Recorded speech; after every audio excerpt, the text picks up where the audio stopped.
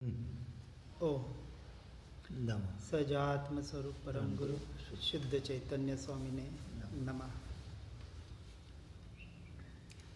जानने वाला ही जानने में आ रहा है ना। अज्ञान दशा में भी जान रहे हैं। आबाल गोपाल वृद्ध सभी को, ज्ञानी अज्ञानी सभी को, निगोद से लेके सिद्ध परमात्मा तक जो जीव तत्व है, जिसे हम व्यवहार से आत्मा कहते हैं, हर आत्मा हर जीव निरंतर स्वयं से स्वयं को ही जान रहा है। यह त्रिकाल शाश्वत सत्य है और इसका जो स्वीकार करता है उसका नाम ज्ञानी, और जो स्वीकार न करके पर द्रव्य और पर भावों में उलझा रहता है, जिसे स्वयं की अपने पहचान नहीं है, अपनी आत्मा की, अपने स्वरूप की, अपने स्वभाव की, पर द्रव्य और पर भावों में जिसने मैं और मेरा पना कर रखा है, अपने कर्तृत्व भोक्तृत्व बुद्धि को स्थापित कर रखा है, उसी का नाम मिथ्यात्व है। मिथ्यात्व के और भी भेद होते हैं, परंतु जीव और अजीव इन दो तत्व की अपेक्षा से, दो द्रव्यों की अपेक्षा से, यानी कि द्रव्यों की अपेक्षा से जीव द्रव्य एक जीव है और अजीव द्रव्य यानी जो पांच द्रव्य बताए, पुद्गल, धर्म, अधर्म, काल और आकाश, ये अजीव द्रव्य है। परंतु जीव तत्व में मैं एक जीव तत्व, बाकी सारे के सारे छह के छह द्रव्य अजीव द्रव्य में चले जाते हैं, क्योंकि यहाँ मेरी बात हो रही है, मुझ आत्मा की, एक अकेले आत्मा की जो स्वतंत्र है, सबसे भिन्न है, न्यारा है और अपने से अपने में स्थित है।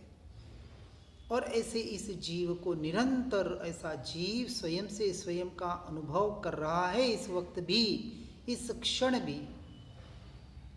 सिद्ध परमात्मा यही हर समय कर रहे हैं।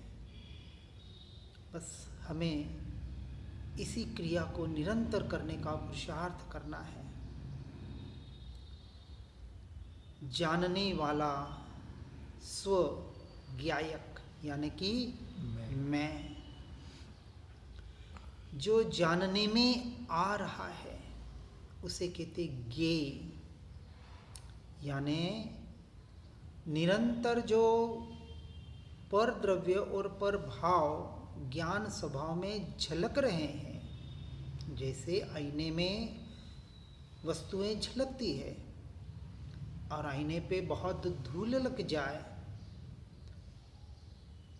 तो भले बाहर की वस्तु प्रतिबिंबित अच्छी तरह से न हो, परंतु आईना उस धूल को प्रतिबिंबित करता ही है।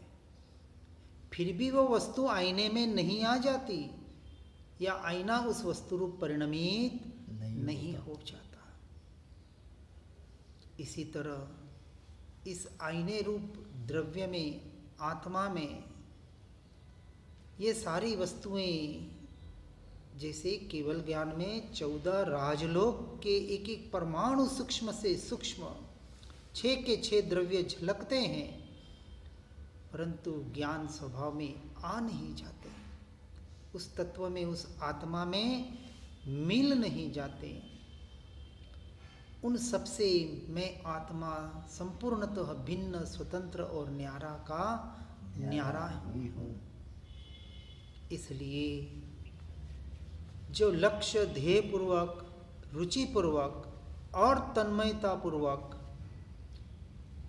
जो जानना हो रहा है, अब ये जानना जब जानने वाले का हो जाता है, उसका नाम सम्यक दर्शन है। और यही जानना पर द्रव्य का होता है, इसका नाम मिथ्या दर्शन है। इसलिए एक प्रश्न किया कि स्वयं के अस्तित्व का निर्णय किस रीत से कर रहा। बहुत सरल सी परिभाषा है कि यह सदा सर्वदा संपूर्ण से भिन्न, सभी द्रव्यों से, सभी भावों से भिन्न और निरंतर अपने में रहने वाला, स्वयं से अभिन्न, यह देखो जो जानने में आ रहा है वही तो मैं हूँ, इसका निर्णय करना है। सभी तालों की एक चाबी और ऐसे ज्ञायक का अभ्यास, ज्ञायक का अभ्यास, ज्ञायक किसे कहा? आत्मा को ही कहा। ज्ञान स्वभाव की मुख्यता से आत्मा को ज्ञायक कहने में आता है। जब ज्ञेय का विषय ज्ञान बनता है, यानी जो जानने में आ रहा है, स्वद्रव्य भी जानने में आ रहा है, परद्रव्य भी जानने में आ रहा है, पर भाव भी जानने में आ रहा है, लेकिन जब तक ये जो जानना पर द्रव्य पर भावों का हो रहा है तब तक अज्ञान दशा है, मिथ्यात्व दशा है। और जब यह ज्ञेय का विषय ज्ञान बनता है, यानी जब हमारा उपयोग हम ज्ञान स्वभाव पे ले जाकर जानने वाले की ओर आकर्षित करते हैं, तब वो पर्याय उस ज्ञान स्वभाव में ढलती है और वो ज्ञान स्वभाव कहता है यही मैं। वो पर्याय भी शुद्ध हो गई और उसी समय कहा जाता है कि उस पर्याय ने अपने द्रव्य का, अपनी आत्मा का अनुभव कर लिया। इतना सरल सा काम है, परंतु जीव को अनादि से रुचि कहाँ पड़ी हुई है? बाहर और बाहर। एक चाबी से सारे ताले खुल जाते हैं। श्रीमद जी कहते हैं, हूं तो दोष अनंत नु। अनंत दोष किसकी वजह से? एक दोष की वजह से, इस मिथ्यात्व की वजह से। यदि एक दोष ये निकल जाए, ये अज्ञान दशा, ये मिथ्यात्व, तो एक क्षण में, एक समय में अनंत गुण प्रकट होते हैं। ऐसी इसकी क्षमता है। एक समय में केवल ज्ञान प्राप्त करने की क्षमता किसमें है?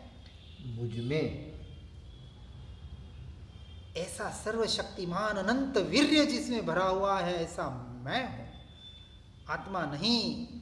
आत्मा कहते ही मेरा आत्मा, अरे मेरा आत्मा जैसे कहते मेरा शरीर, मेरी पत्नी, मेरा पुत्र, मेरा घर, वैसे कहीं पराया लगता है मेरा आत्मा। अरे मैं आत्मा, और आत्मा भी शब्द निकल जाए, मैं। अनादि से ये मैं परा जो परद्रव्य पर भावों में किया है, अब इसका निरंतर रटन और अभ्यास। इसलिए कहते हैं, प्रश्न पूछा कि क्या ज्ञान पर को जानता है या नहीं जानता है? तो कह रहे हैं यहां, स्वपर प्रकाशक ऐसा जिसका स्वभाव, किसका स्वभाव? मेरा। मेरे से जो मेरे जो अनंत गुण है उसमें ज्ञान गुण है, ये ज्ञान गुण का स्वरूप स्वपर प्रकाशक है। स्वपर प्रकाशक का मतलब ऐसा नहीं कि पर को जानता है। अनादि से यह भूल चल रही है। चलो मैं आत्मा हूं, देखने जानने वाला हूं, लेकिन परद्रव्य पर भावों को तो मैं जान रहा हूं ना। इसको कहा मिश्र मोहनीय। मिथ्यात्व मोहनीय, मिश्र मोहनीय और सम्यक मोहनीय। 7 प्रकृति में 4 अनंतानुबंधी, क्रोध, मान, माया, लोभ, और ये 3 प्रकृतियां।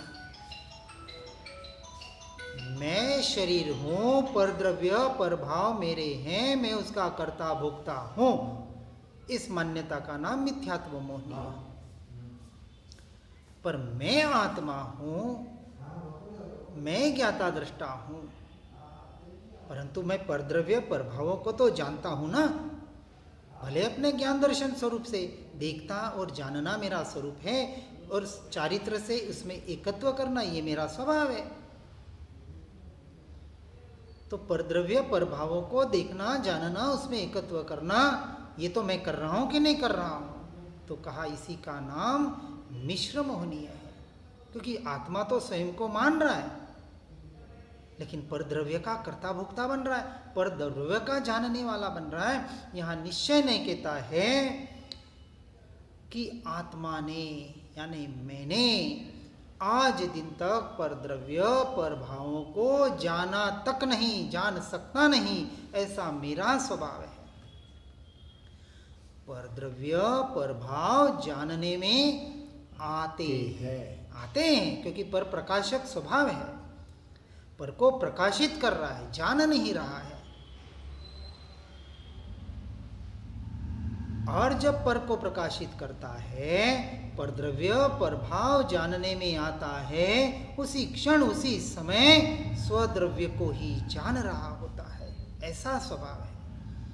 यानी जब निश्चय न की अपेक्षा से कथन करेंगे तो यह कथन आएगा कि ज्ञान निरंतर ज्ञान को ही जान रहा है। और ऐसा निरंतर जो अभ्यास करता है, 5 इंद्रियां और मन के विषयों के विकल्पों के बहते हुए प्रवाह के काल में कौन सा अभ्यास करना है?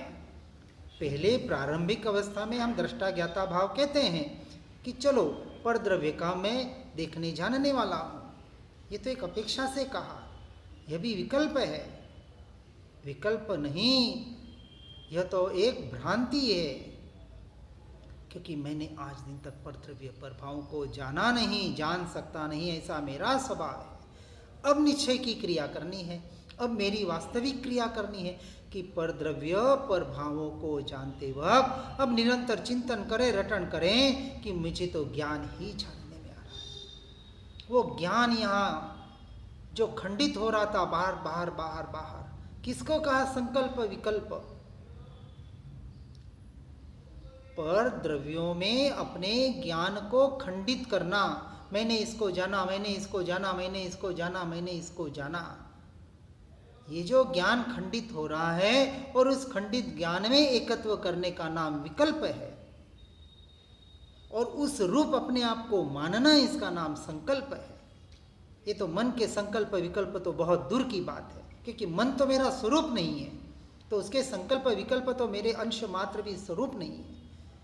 परंतु पर्याय में ये जो संकल्प विकल्प में एकत्वपना हो रहा है, ये ज्ञान की जो विपरीत दशा है, विपरीत मान्यता का नाम मिथ्यात्व है।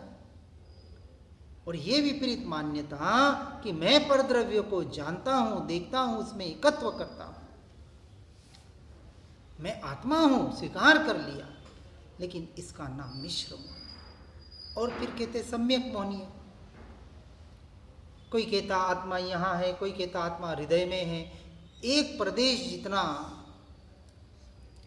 कोई कहते हैं परमात्मा एक है और हम उसके अंश है, हर जीव उसका अंश है। ये मान्यता मिथ्यात्व का पोषण करती है। वो आत्मा का स्वीकार कर रहे हैं, आत्मा के स्वरूप का स्वीकार कर रहे हैं, ज्ञाता दृष्टा भाव का स्वीकार कर रहे हैं। हम ब्रह्मास्मि बोलते हैं, एकांत में चले जाते हैं, इसका नाम है मिथ्या एकांत।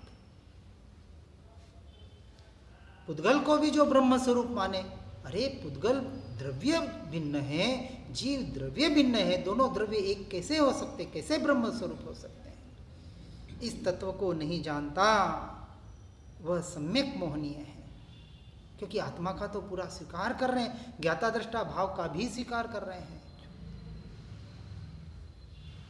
इसलिए इस बात का हमें निर्णय करना है कि ज्ञान को ही, यानी कि मैं निरंतर स्वयं से स्वयं को ही जान रहा हूं। अब इसका अभ्यास करें, इसके अलावा दूसरा कोई चारा नहीं है। इसे क्रिया समझे, मंत्र समझे, सूत्र समझे, अभ्यास समझे, रटन समझे, जो भी समझे, निरंतर भाव मन के द्वारा विचार और चिंतन करना है कि पर द्रव्यों 5 इंद्रियों के जब विषयों के परिणमन और मन के जब विकल्प बहते हैं तब निरंतर विचार चले कि ये ज्ञान ही जानने में आ रहा है। कोई कान से आवाज आ रही है तो विचार चले ज्ञान जानने में आ रहा है। आंख से कोई दृश्य दिख रहा है तो विचार करे ज्ञान जानने में आ रहा है। नाक से कोई स्मेल आ रही है तो विचार करे ज्ञान जानने में आ रहा है। मुंह से कब बोलना हो रहा हो या नाक से श्वासोश्वास हो रही हो, कुछ चखना हो रहा हो स्वाद का, तो विचार करें ज्ञान ही जानने में आ रहा है। और इस शरीर में कुछ भी स्पर्श के परिणमन हो रहे हो तो विचार करें ज्ञान ही जानने में आ रहा है। और मन भटक जाए तो भी ज्ञान जानने में आ रहा है। मन तो मेरा भटकता है ना। नहीं, अरे भैया मन तेरा नहीं है, मनोवर्गणा से पुद्गल का परिणमन मात्र है। ये अपनी मानना यही तो मिथ्यात्व है। और अपना नहीं माना तो निराकुलता आ जाती है, और अपना मानेंगे तो निरंतर आकुलता रहेगी। मन मेरा स्वरूप नहीं है। भटक रहा है तो भले भटके, इससे मुझे क्या। मेरी वस्तु हो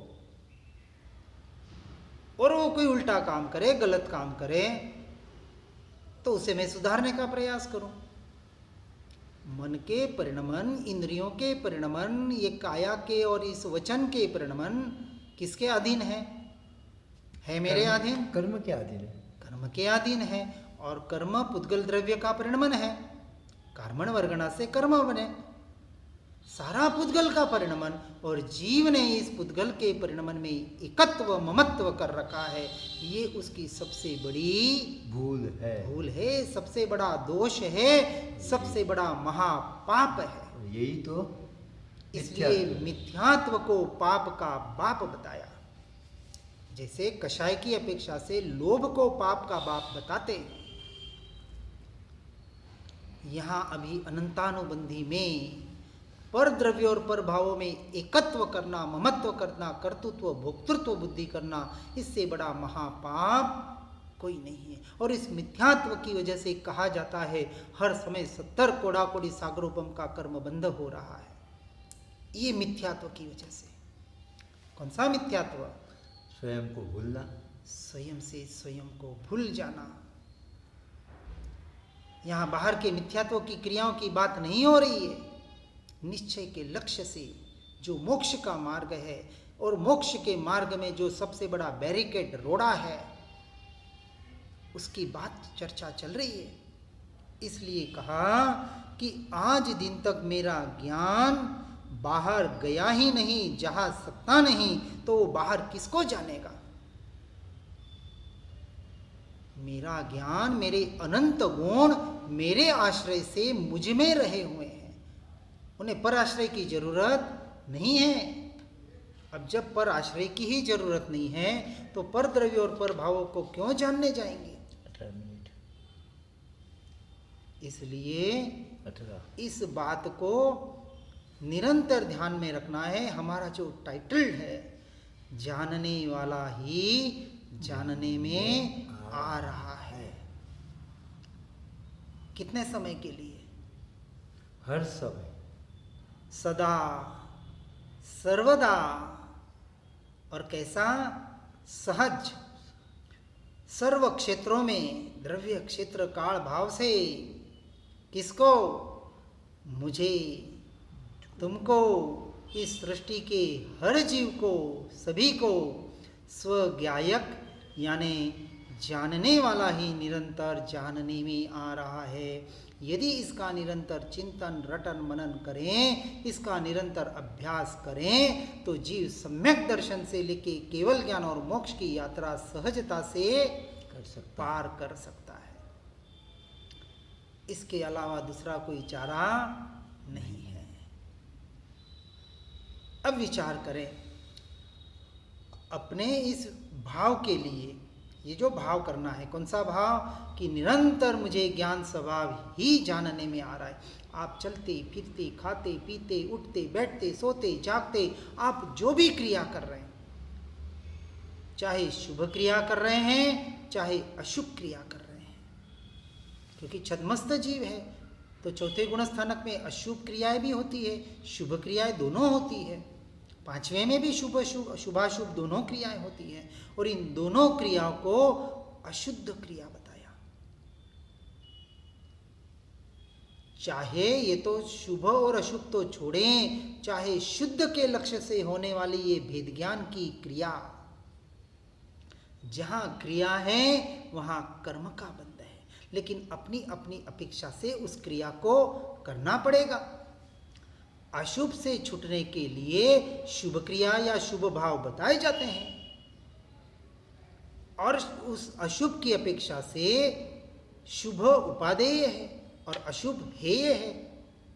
परंतु जब शुभ द्रव्य का, शुभ भावों का लक्ष्य होता है, यानी द्रव्य का लक्ष्य होता है, स्वरूप का लक्ष्य होता है, तब शुद्ध भाव और शुद्ध क्रिया की अपेक्षा से अशुभ तो है ही है, परंतु शुभ क्रिया और शुभ भाव भी है। किसकी अपेक्षा से? अपेक्षा से समझना। शुद्ध की अपेक्षा। यदि शुद्ध में नहीं रह पाए तो भूल के भी शुभ को छोड़ने का प्रयास मत करना, नहीं तो नीचे चले जाओगे, डूब जाओगे। अपेक्षा को समझना बहुत जरूरी है और इस अपेक्षा से कह रहे हैं प्राथमिक अवस्था में सम्यक दर्शन प्राप्ति के लिए निरंतर चिंतन मनन रटन चले कि जानने वाला ही जानने में आ रहा